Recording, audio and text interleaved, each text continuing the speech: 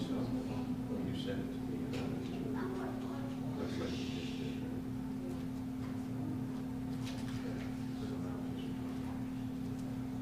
So I could do that later. Just later on.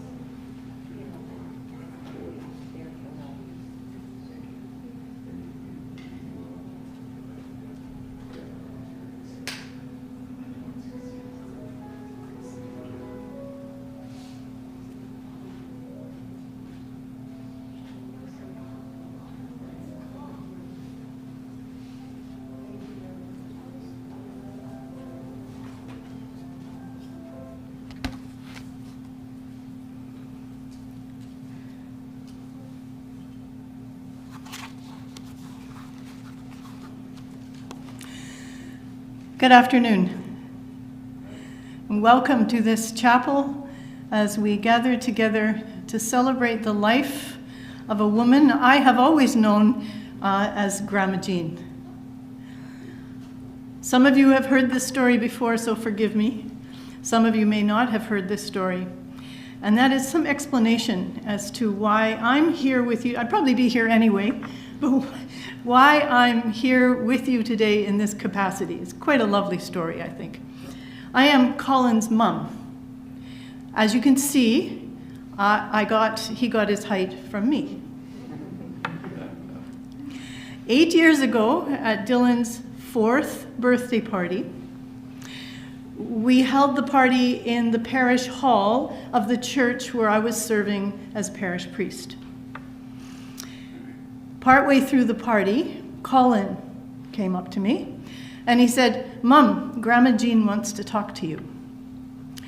So I said, well, okay. I kind of felt like I was being called into the principal's office. So I went over to where she was sitting and I sat down and I said, Colin tells me you want to talk to me. And she said, yes. She said, Colin tells me that you're the minister here. And I said, yes, I am. And she said, oh. Well, I wondered if I could ask something. And I said, sure. And she said, would you consider taking my funeral? I said, I would be honored to do that. Do you have a date in mind? And as organized as she was, she did not have a date. And we're so grateful that it was still to be 8 years down the road. The very last conversation I ever had with Grandma Jean was back in March. We were gathered together for Victoria's birthday. She said, Donna, Colin tells me you're retiring. I said, yes, I'm retiring in 2 months. And she said, well, what's going to happen with my funeral? So I said, no worries, we can work this out. And fortunately, we have been able to make that work. So we're here today to celebrate this remarkable life, to acknowledge the sadness and loss that comes with her death. I mean, the flip side of loving someone so deeply is the pain that comes with saying goodbye. And finally, we're here to recognize that Grandma Jean will live on in each of our memories. One of my favorite passages is from the Song of Songs, which says, love is stronger than death. And I think that's part of what that means, is that she will live on in the memories of every one of us who's here, and those of you who are here and logging in from elsewhere. So, first and foremost, most important priority of the day is to celebrate Grandma Jean's life. And I'd like to start with Doug. I'd like to invite Doug, please, to come forward and share with us some memories.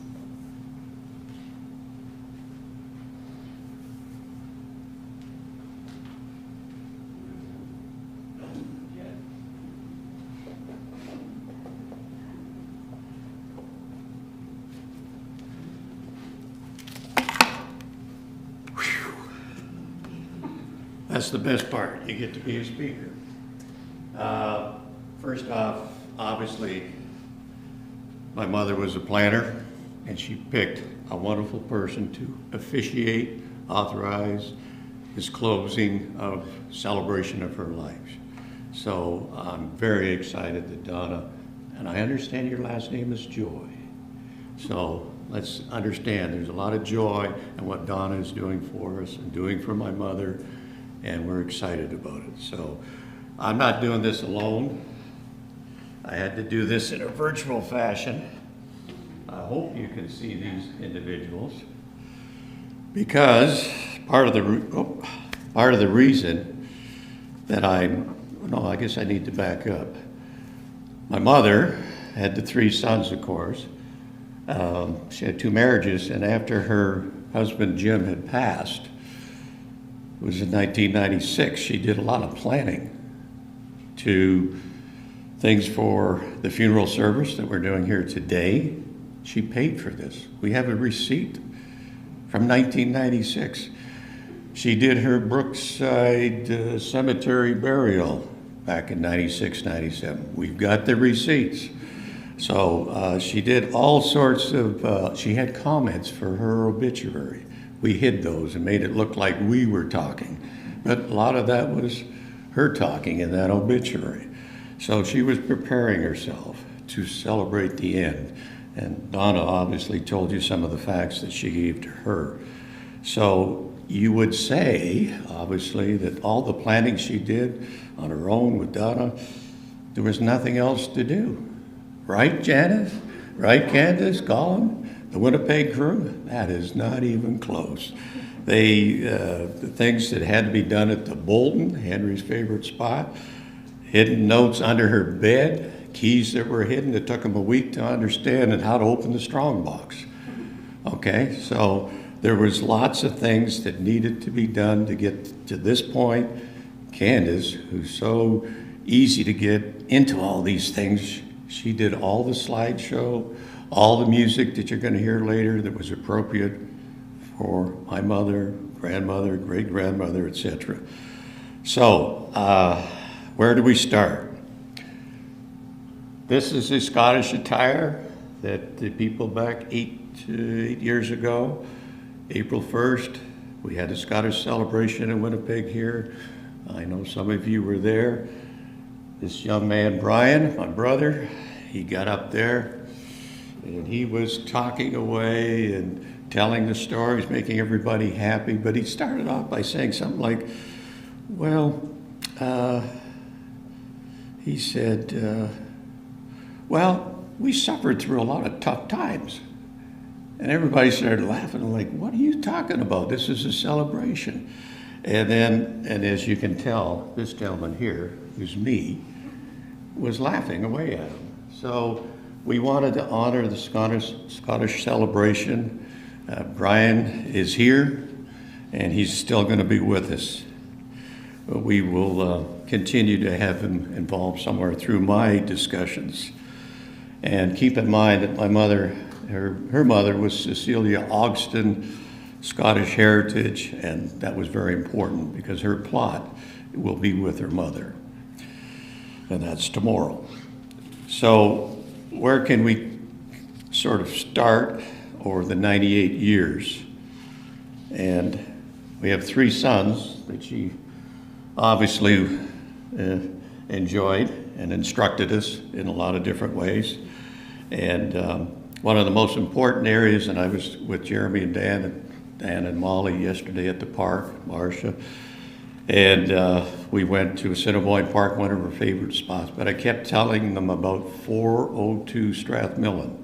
That's where these 3 young men, when they were younger, grew up, and that's in St. James. And this morning, I'm an older gentleman, I'm in the 70s club, I had a washroom break. What time did I get up? 4:02. I was doing that for the last 6 months. 4:02 was my afternoon nap. I look up, there's 4:02. My nighttime, whatever, 4:02. So back on April 1st, my mother's 98th birthday, April Fool Day,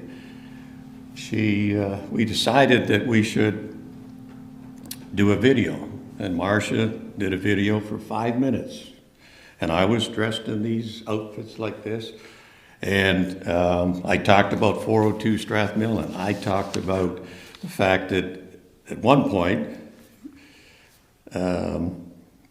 Ken, when he was living there, he was the older brother, and he had multiple families of hamsters. He was allowed to be our bike. He did all the bike work and etc.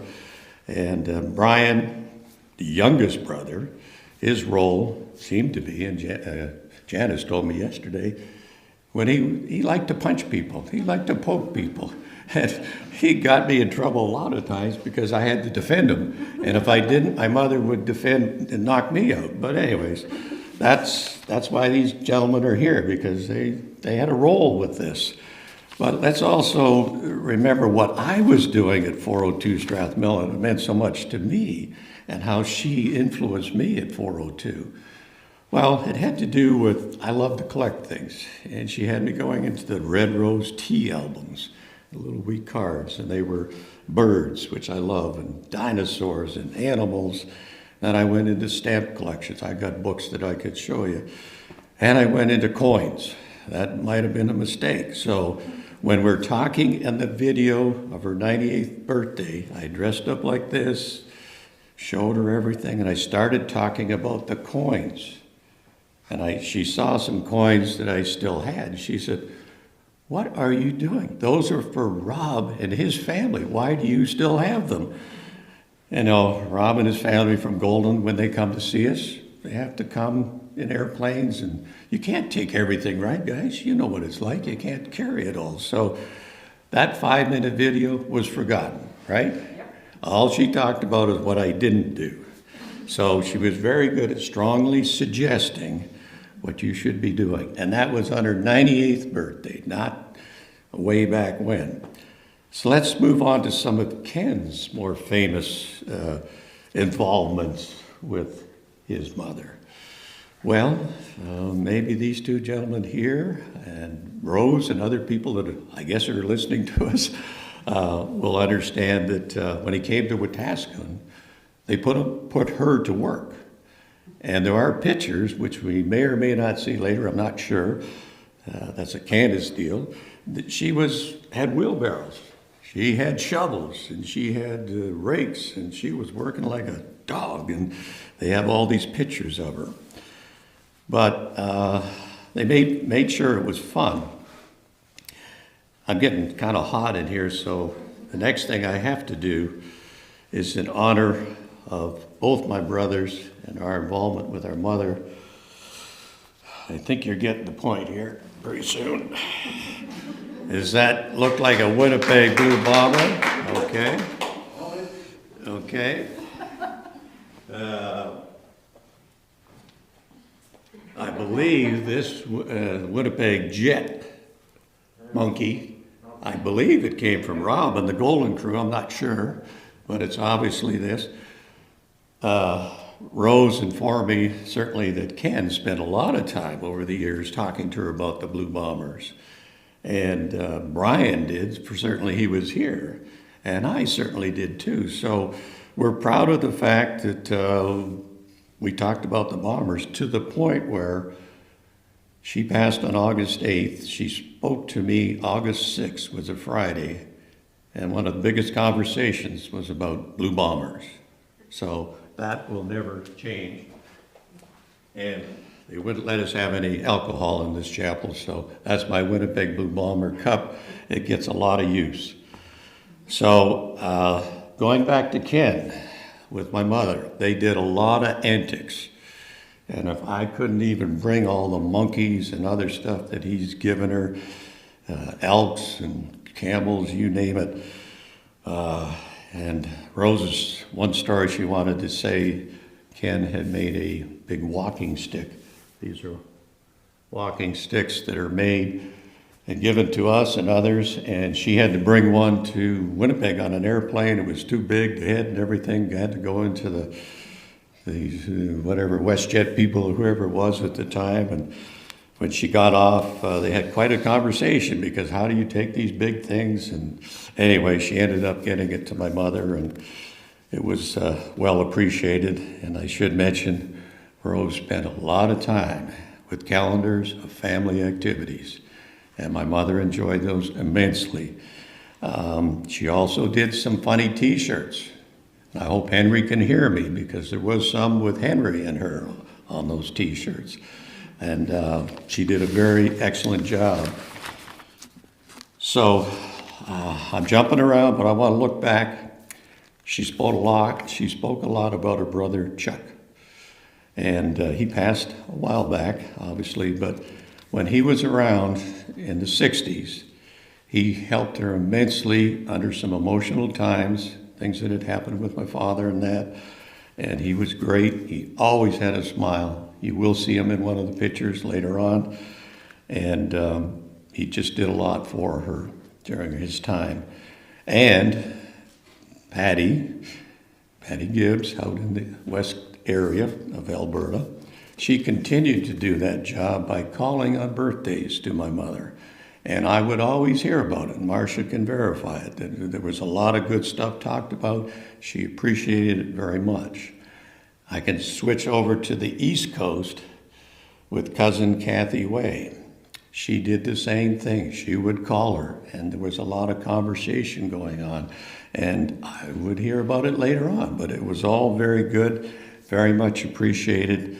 She will continue to remember it up in that distance, I'm sure.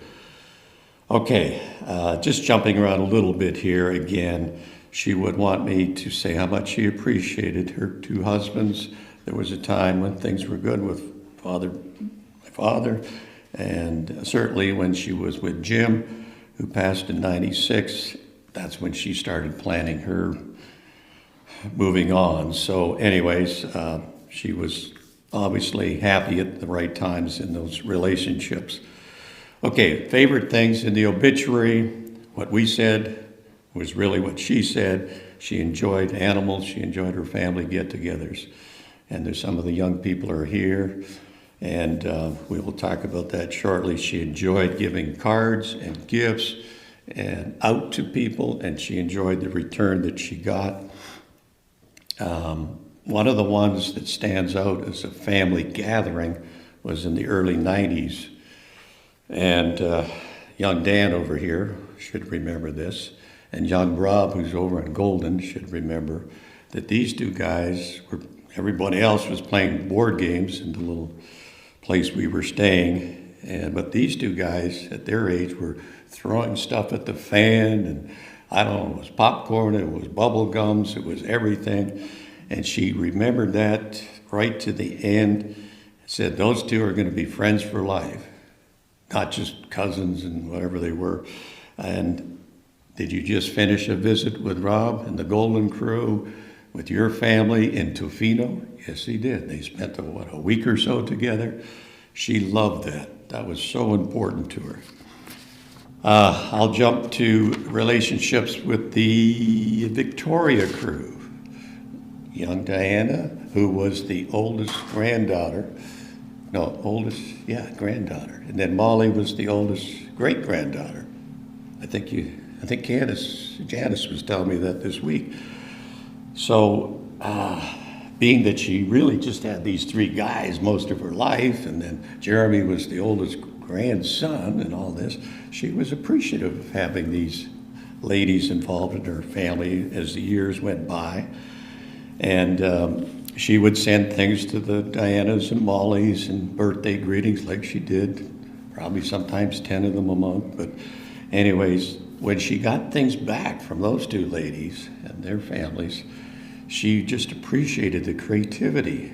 And we had the pleasure at Janice's home, I think it was last night, of looking at all these memory cards that all of these people had sent to her, and what some of them she had replied back to. It was amazing. And she just loved that, and she would always tell us about it. Marcia can verify that too. And then the fact that Diana loved to be creative with flowers, okay? And she remembered that. One of the albums that I think we have on display somewhere here, maybe in the reception room, that was Diana's creation of a lot of things that happened, and she was very appreciative. She enjoyed Shirley as well, and caught up with things with her. And Quinn, who unfortunately couldn't make it down with the two young ladies there, he got noted for the wedding celebration in Canmore for Lindsay and Rob, whereby he was looking after a lot of the food items and things like that. And boy, this man knows how to take care of things. He's extremely well organized. So Quinn, you got a thumbs up from her on that. Okay, I'm going to jump a little bit to the Golden family. And we did get unfortunately for travel restriction reasons, the Golden people are not here physically.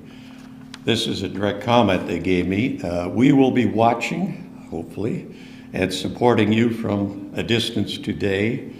Know that all the Golden Millers wish they were there. Use the strength of the three young guys. Dylan remembers at least two of them. We only have good memories and stories from the time spent with great-grandma. Due to the restrictions, we'll be saving them for in-person gatherings, hopefully soon. Sending you all our love and support. Sorry we can't be there, Golden Crew.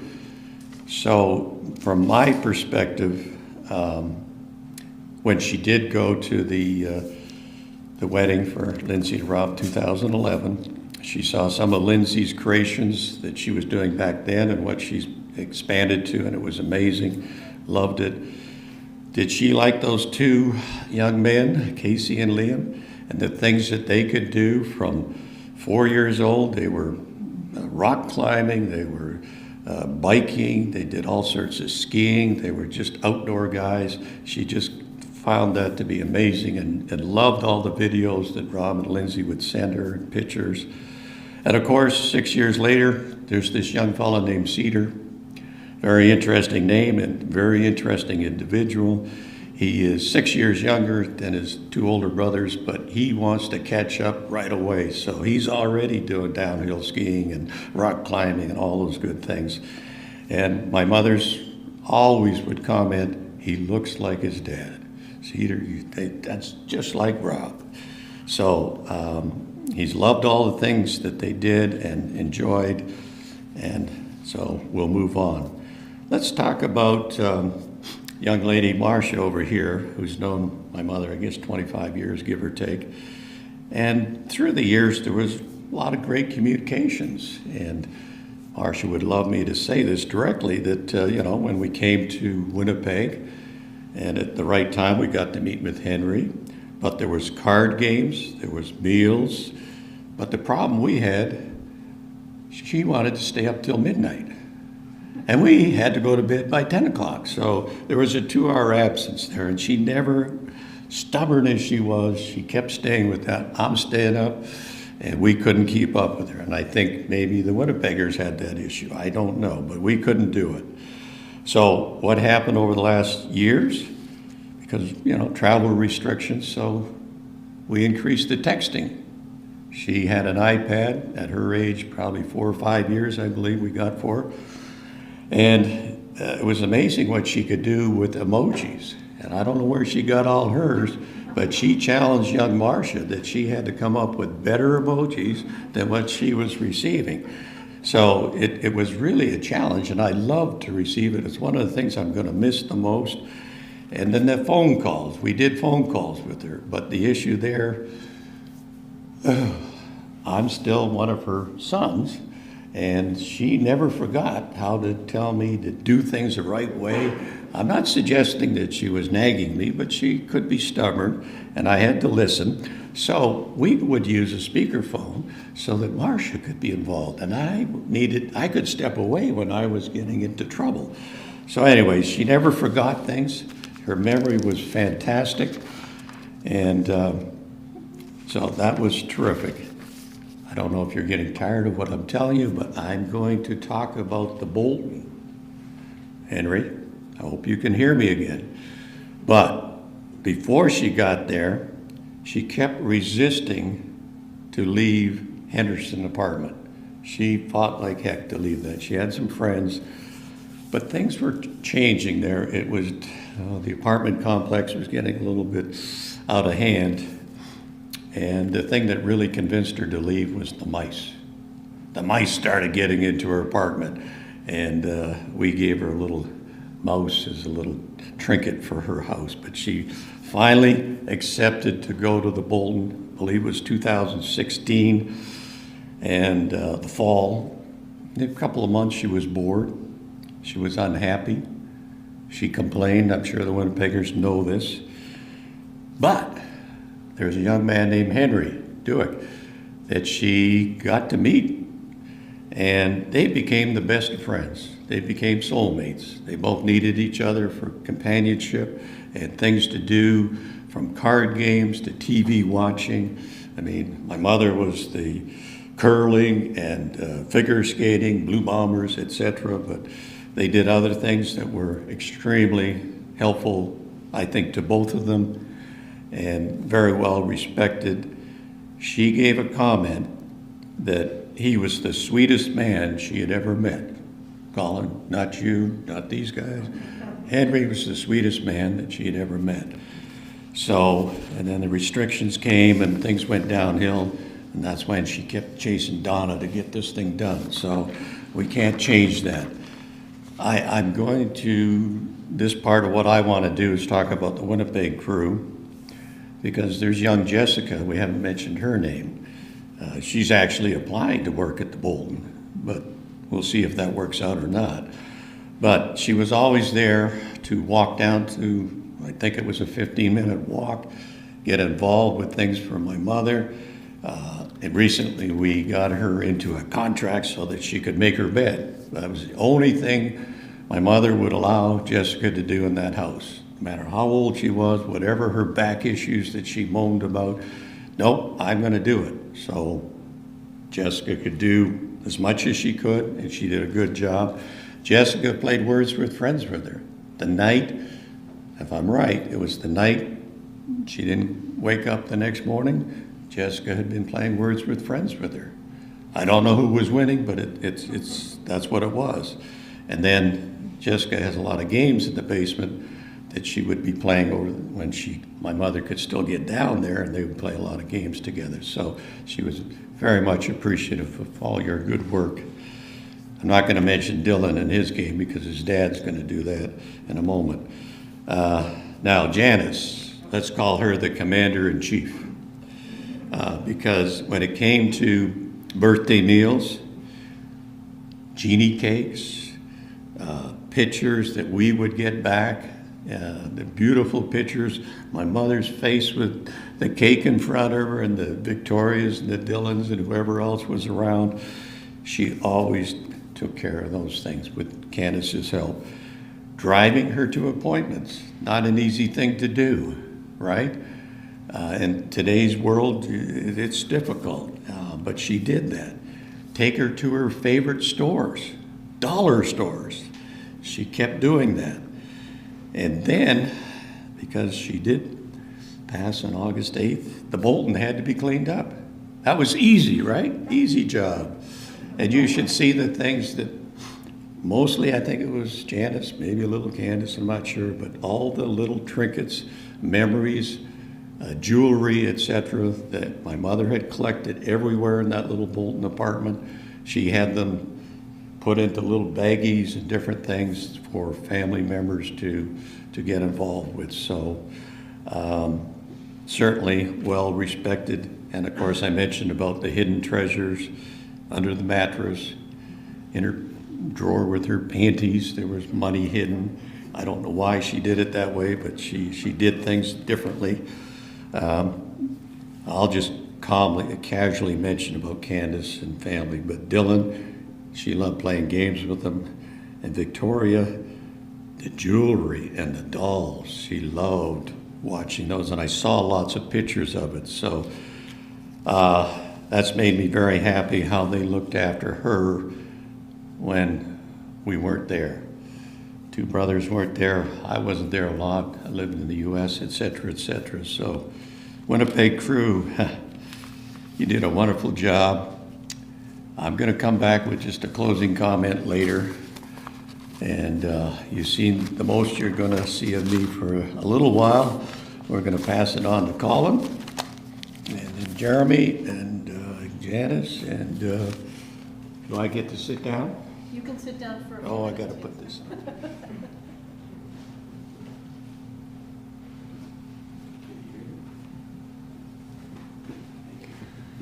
Hi, that's my mom. I definitely got my height from her. The microphone doesn't work. That's okay. So I've got some prepared words from Candace and the kids that I'll read, and then just some off-the-cuff memories that I have of Grandma Jean. So from Candace, growing up with Grandma Jean was so much fun. As a kid, I would go for sleepovers at her house and trips to Falcon Lake in the summer. I think of all her grandkids will remember the drawer by the fridge on Molson Street, full of toys and tricks. She had such a wonderful sense of humor and was always playing jokes on us. I'm so grateful that my kids got to be so close with their great-grandma Jean. One Christmas Eve, I asked my 3-year-old son Dylan, "Who's coming tonight?" To which he excitedly replied, "Grandma Jean!" She was so much fun that a visit from her was more exciting than Santa Claus. Sorry, big guy. Dylan says his favorite memory of Grandma Jean is when she would play tackle football with him and hockey with him when he was little. So Dylan, tackle football, he would have been 3 or 4, which would have put Grandma Jean around 90-ish, I guess, somewhere around there, playing tackle football. She was always up for a good time. And Victoria says that what she loved most about Grandma Jean is playing Barbies and My Little Ponies with her. She always had time for that. Grandma Jean went through some pretty rough times in the past few years, but through everything, she was always still able to find a reason to laugh. Laughter must truly be the best medicine because she laughed her way through a long and healthy life. And that's what I will miss the most. Laughing with Grandma Jean. We love you, Grandma Jean, and we will miss you always. So for me, my memories, being warned, Grandma Jean's a trickster. She's got dribble glasses. She's got fake ice cubes with flies in them. Anytime that you open a birthday card, you got to be careful. And I got burned more than a few times. But my big memories are anytime after Brian passed away, it was Grandma Jean and I that drove out to Falcon Lake every spring to sign up the paperwork. And a couple of hours out and a couple hours back, lots of stories from her. Stories of her taking the train out to Grand Beach back in the 40s or the 30s to go for dance-offs and stuff like that. Just always talking about how much she loved her family. I'll never forget her laugh, the best laugh. Whether she was getting into trouble or just having fun, always the best laugh. And I'll never eat pretzel goldfish without thinking of her. She couldn't, anytime I go past, I gotta have a little handful. But that's it for me. Thank you. I'm reminded of a time when Grandma Jean and I were sitting watching Dylan, who was really little, and Jess play, what did the Gold Eyes play? Baseball. And so Dylan was like really getting a lot of the balls, and Grandma Jean said, Dylan, you're so good at that. The next thing I know, you're going to be playing with the goldfish.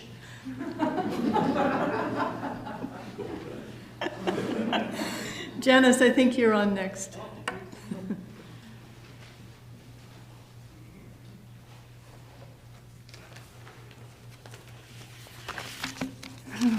Yeah.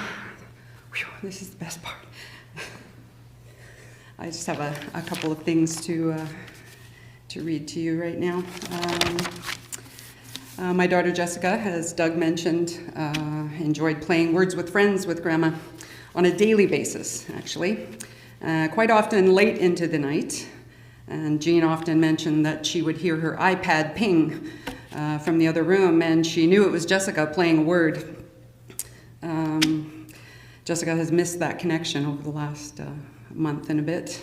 And so I asked her if she could give me a list of words that would remind her of Grandma Jean.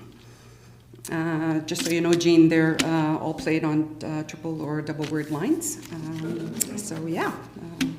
Anyway, a list of Words with Friends words from Jessica to Grandma Jean.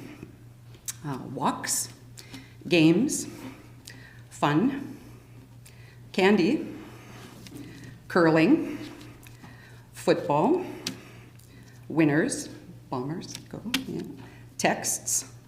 Should have added emojis in there, Jessica. Eh? Lots of squirrels, yeah, lots of this. Visits, birthdays, sleepovers, Christmas, special, grandmother, and of course, love. So those are words that you can put into your arsenal from Jessica to Grandma Jean. So for myself, I wasn't really sure what I was going to share today. As we've heard, memories are extraordinarily important. And I've got quite a few of Jean, 46 years worth.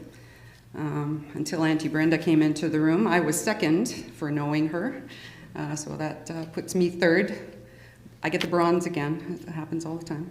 But I was looking for some memories that I could touch on, and it was giving me a bit of grief, a few problems. I couldn't quite focus in on something.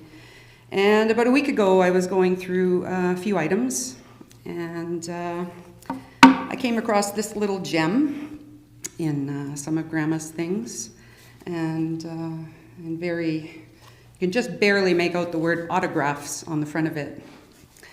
And when you open it up, in the cover it says, "From TSS Athena." And it's signed with Jean Cowie, 36 Pilgrim Avenue, St. Vital, Winnipeg. And Jean added in the corner, "Bought September 1934 on the Athena coming back from Scotland." So that was 87 years ago this month. Jean brought this on her way home after a trip to Scotland with her mother and her brother, and she was 11 years old. And inside these pages are words written by friends, neighbors, teachers, even a few of the Athena crew got a page or two. And as I was reading through this late one evening, I came across a page, and I put a little mark here. And it's written by someone named Peggy. And there's Peggy's writing. And when I read the words, I imagined Jean reading these pages over the years, remembering school friends, neighbors on Pilgrim, teachers at Glenwood School, her voyage with her mother and her brother, people no longer with her, but memories of them were never far away. And I decided that I would share Peggy's autograph with you today. There's a long, long winding road that never wearies me, a road I often travel when old friends I wish to see. This road is called Sweet Memories, so old yet ever new, and I oft in fancy wander by to laugh and talk with you. So thank you, Peggy, for your words, and thank you, Jean, for all the wonderful memories. We will talk soon. Thank you.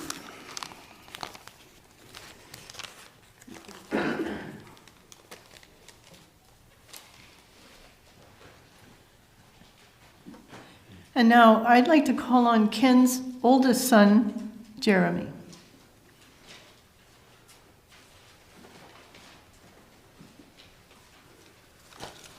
Thank you very much. I did get my height from my mom and my dad. So I'm here kind of representing it. So my name is Jeremy, Ken's son. My sister Lisa is back in Edmonton, and Dan's here in the room. And of course, I'm kind of representing all those that couldn't make it from either Toronto, my family, my wife, and my two daughters couldn't make it, and of course Lisa and my mom couldn't make it out just for travel restrictions. So I'm kind of here representing them, and I get some things to share from them as well. So it's tough to sum up 98 years of someone's life in words and make that accurate. So I'll give it a go, but being Grandma Jean, it would be tough to sum her up in any manner of words. But here goes. So Grandma, always a life of a party, obviously. You probably heard that already from the rest of the crowd here. Her laugh and her smile, contagious, right? So she could brighten up a room. She always loved to dole out a good practical joke, and she was often at the butt end of those two, but she was always a good sport about it. As Doug mentions, always some kind of animal involved typically. I think that theme came from my dad. Unfortunately, I don't know where monkeys came from, but that was the theme that typically went along with practical jokes. Over and above her strong funny bone, she was no weakling when it came to physical strength. There's a story about tackling at the age of 90, but I'm pretty sure that she walked away with the arm wrestling championship before I could beat her. I think she retired, and I was well into my 20s. So yeah, she was a tough lady in many ways, but certainly her sense of humor and her physical strength were the ones that I remember the most. I know we talked about 1260 D. Murrison. Still remember the address because I knew when we were getting close that was the summers we spent there, Christmases, and out Falcon Lake, sort of where I learned how to do all those outdoorsy type of things that I love today. There with her sons and her sons' families, Doug and Brian and the crew, and so that was where I learned how to water ski and do all kinds of wonderful things that I still hold dear today. In her later years, I found she was a sounding board of wisdom. Definitely the most tech savvy 70-plus-year-old that I ever met. And even though she wasn't a big fan of punctuation, I hear Auntie Janice is the queen of being able to read one of her text messages sans punctuation in one breath. So you can ask her to sample one later on. But those were always some way to brighten up my life, and my wife and my kids were always very happy to get a message from Grandma Jean via text. She was obviously a sentimental individual, and she kept, Auntie Janice shared with us yesterday, this box of notes and pictures that we had sent, that our kids had sent. So it was pretty cool to read these. Just trying to remember back when I had actually written them. I guess it's still something that parents do today. It's like, hey, Grandma sent you something. You better write her a thank you note. It was pretty cool to come across these. So I have one to share today that my sister had written. So this would have been in the 80s. And it might have been after a visit from Grandma. Dear Grandma and Grandpa, so how are you doing? I really like our new house. I'm glad it is spring because pretty soon we'll be able to sleep in our treehouse. No one ever slept in that treehouse. I wrote to Aunt Lil, and I'm going to write to my other grandma. How was Tuffy doing? Tuffy was one of her dogs. The one that we knew the best anyways. Well, I hope to see you soon. I love you. Love, Lisa. So there was a whole box of this stuff. So obviously Grandma held this stuff dear to her, and she wanted to remember all the people who she essentially brought into this world. So just a few things to share from my brother as well. He might have been more of a mess than me up here, I'm not sure.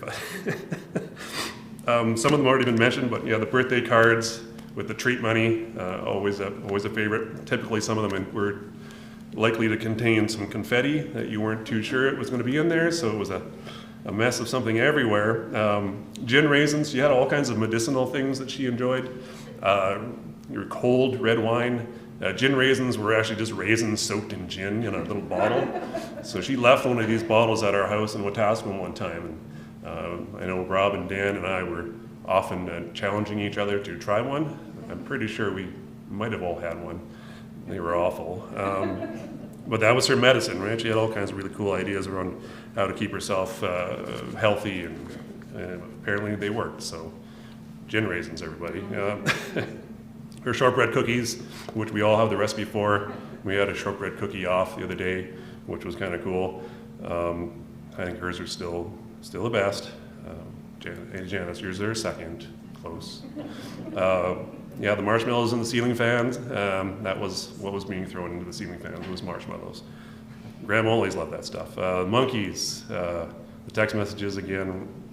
She used to give chocolate to her dog all the time. Apparently you're not supposed to do this, but Tuffy lived till he was like 17 years old. So again, maybe she was onto something, I don't know. And then practical jokes, always practical jokes, and her laugh, super contagious, right? Dan wanted to share one story about more of a tragic incident, but around the text messages again, and just Grandma's just attention to detail on what was going on around her and around her family. He received a text message from Grandma October 17th, 2017, and there was an accident at the arena in Fernie where Dan worked. He lost 3 of his co-workers. And she was the first one to text him. She read about it in the news, and so she reached out to him to make sure he was okay. So it was always a bit of a guardian angel, somebody who was always there thinking about you. And the ability to A, follow the news, and then B, send you a text message about it only hours after. So just showed how much she cared and loved for everybody. So that's really all I have to say, but we'll certainly miss her, my family, and Dan's family, all of us. Thanks.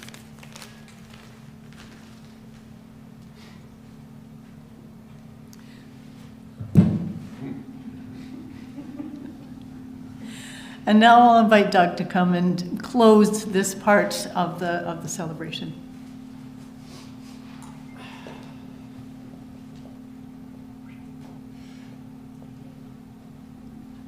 I'm talking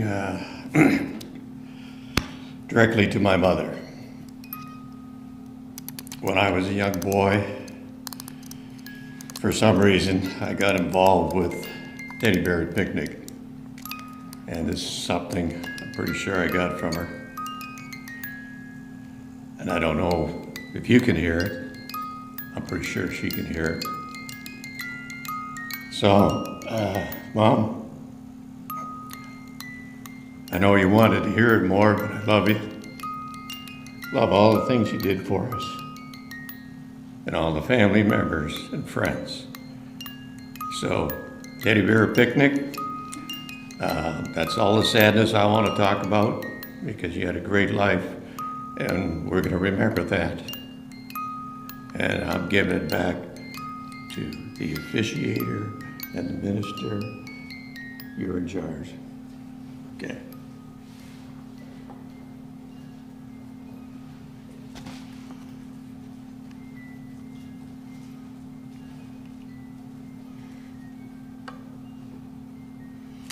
Clearly, we're gathered here today to celebrate a remarkably long life well lived. We're going to continue with one reading taken from the book of Ecclesiastes. Who knew? Most of us, I think, remember it more vividly as a popular folk song in the 1960s. Now I'm showing my age. There is a time and a season for everything. A time to be born and a time to die. A time to plant and a time to uproot. A time to kill and a time to heal. A time to tear down and a time to build. A time to weep and a time to laugh.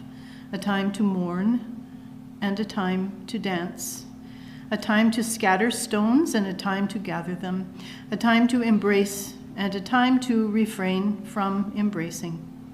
A time to search and a time to give up, a time to keep and a time to throw away.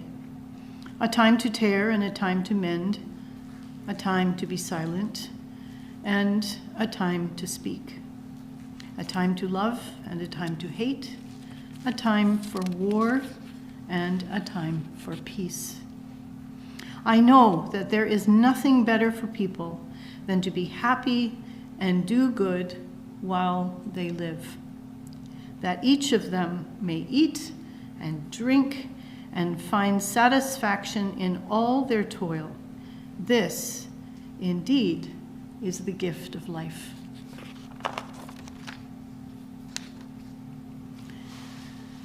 As we remember, celebrate, and reflect on Grandma Jean's life, I'm aware that each of us will have our own particular memories.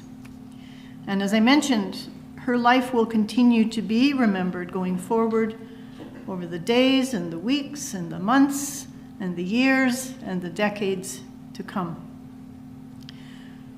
We are grateful for all the positive things she was able to contribute throughout the course of her long lifetime. We're also grateful for all the love that she offered and received while she was here on earth. And finally, we live in hope that nothing good in her life will be lost, but will continue to benefit the world through those whose lives she has touched. We anticipate that all which was positive and good in her life, including her sense of humor, maybe especially her sense of humor, will go on living through each of us and each of you who love her, particularly those who have never actually known life without her. Indeed, this afternoon we celebrate Grandma Jean's life and commit to carrying on her legacy well beyond today. And this process of remembering is what helps carry us through our grief. And now, with the genius of Canada,